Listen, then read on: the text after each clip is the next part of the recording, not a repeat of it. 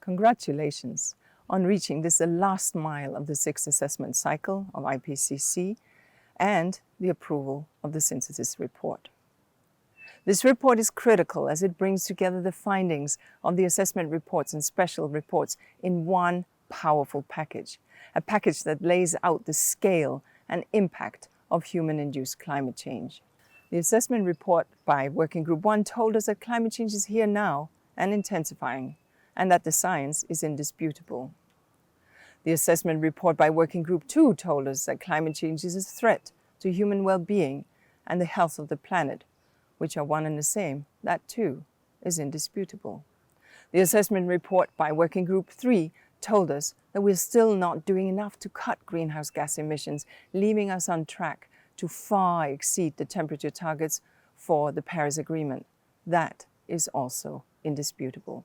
So even though the international response is not yet strong or fast enough on adaptation or mitigation, the IPCC science has made a difference.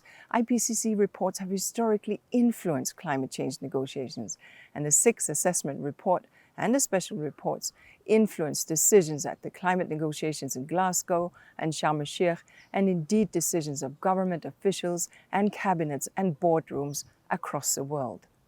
The sixth assessment report fed into the first and second step of the first global stocktake under the Paris Agreement. We look forward to the third and final step of the first global stocktake, which will take place at COP28 in the United Arab Emirates. The IPCC input on this final step of the world's collective progress towards achieving the long-term goals of the Paris Accord will set the tone for action in the second half of this critical decade. Make no mistake, action is the key word here. We need more action from governments, businesses, and investors, indeed from everyone. The IPCC's work, which chimes with UNEP's own research, tells us that we have the knowledge and the technology that we need, that we can start slashing emissions and helping vulnerable communities adapt to climate change, and that by acting on climate change, we're also acting on nature and biodiversity loss and on pollution and waste, the other two prongs of this triple planetary crisis. My thanks to the IPCC chair, to ExCom, to the Bureau, to authors, and to the Secretariat for their hard work during this sixth assessment cycle.